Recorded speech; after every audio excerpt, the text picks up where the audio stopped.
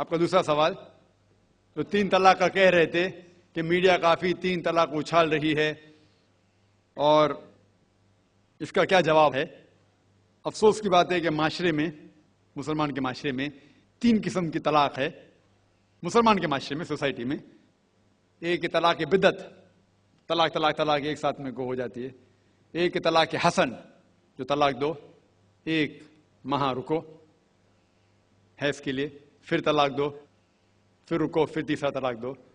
और तीसरा तलाक के हसन, जो बिल्कुल सही तरीका है, जो कुरान शरीफ की है, तलाक दो और 3 माह रुको।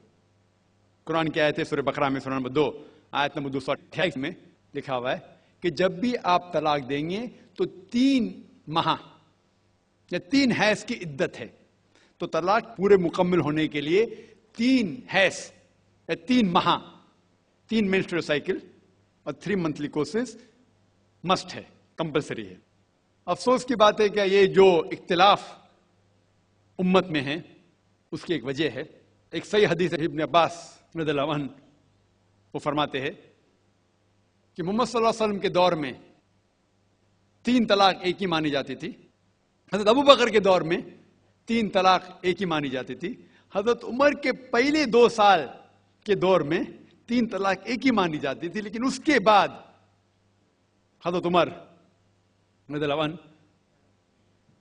उस सिचुएशन को देख के वो कहते अगर कोई शख्स 3 दे दिया तो 3 हो जाती है। इस हदीस की वजह से जो इख्तिलाफ उम्मत में है, और कई उलमा में इख्तिलाफ है, लेकिन उलमा में इख्तिलाफ है, रहेगा एक मंच पे आएंगे कि अल्लाह आलम। लेकिन अगर आप कुरान की रोशनी में पढ़ते हैं, कुरान में तलाक का जिक्र किया गया है सूरह बकरा में, सूरह नंबर 2 आयत नंबर 228 से लेकर 240 तक, और सूरह तलाक में सूरह नंबर 65 आयत नंबर 1 से 7। जो कुरान मजीद में तलाक का जिक्र है उसके अंदर यह है कि कभी कोई डिफरेंस ऑफ ओपिनियन, कोई झगड़ा हो जाता है शोहर और बीवी में, तो पहला शोहर बीवी बैठ के बात करे। ऐसा नहीं कि बीवी ने नमक ज्यादा डाल दिया और तलाक तलाक तलाक कह दिया और तलाक हो गया। अगर बीवी में नमक ज्यादा डाला, बोले आपको नमक कम चाहिए, मामला सुलझ जाएगा, बैठ के बात करो।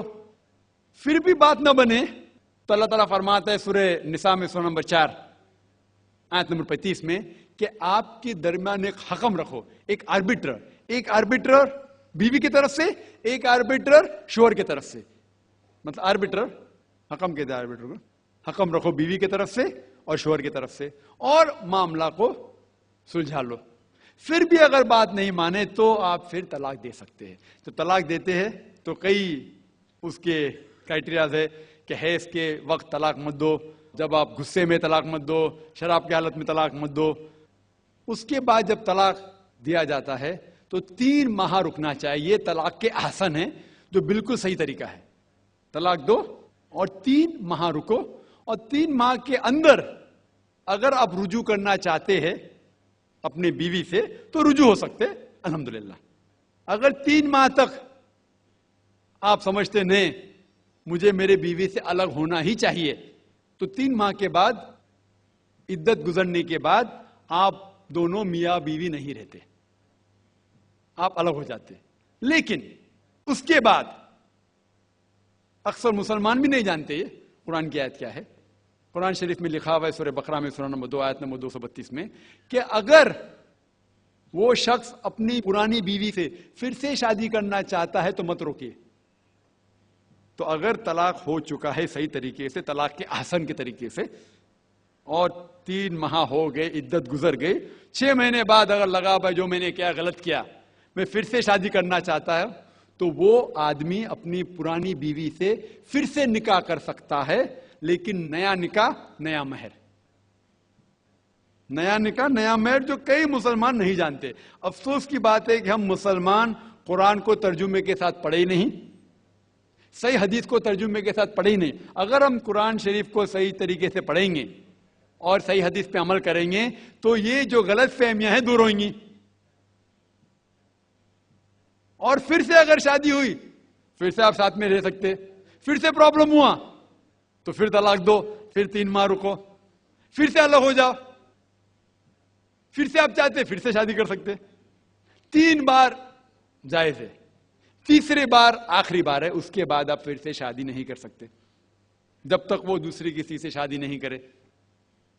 लेकिन मैंने अपनी जिंदगी में एक भी शख्स मेरे जिंदगी में नहीं आया जो तलाक के आसन किया, सही तरीके से तलाक दिया, अलहदा हो गए, फिर निकाह हो गया, फिर अलहदा हो गए, फिर निकाह हुआ, फिर अलहदा हुआ। मैंने कोई भी शख्स मेरे जिंदगी में पूरे दुनिया में ऐसा शख्स के बारे में सुना ही नहीं जो सही तरीके से किया और बिछड़ गया, फिर से शादी की, फिर से बिछड़ गया, फिर से निकाह के, फिर बिछड़ गया, फिर शादी करना चाहता है।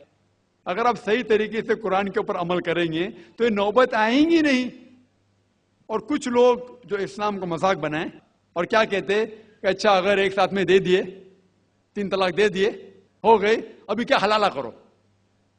कुरान कहता है 3 तलाक एक साथ में भी देंगे तो एक ही होती है। मोहम्मद सल्लल्लाहु अलैहि वसल्लम के वक्त पे 3 भी एक साथ में देना एक ही होता था।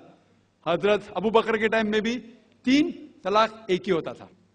हजरत उमर के दौर में लोग जो कहते 3 तलाक 3 होती है, कई उलमा कहते हैं कि उनने ये अपने फतवे पे रुजू किए और उन्हें अफसोस था कि ये फतवा उन्हें दिए, और कई लोग कहते नहीं उनका फतवा सही था। इसमें उम्मत का इख्तिलाफ है। लेकिन अगर कुरान की रोशनी में देखेंगे तो 3 तलाक एक साथ में भी देंगे तो एक ही होती है। हजरत उमर के दौर में रज़ियल्लाहु अन्हु उन्होंने कहा था कि हम उसे कह नहीं सकते, क्या वो गलत है।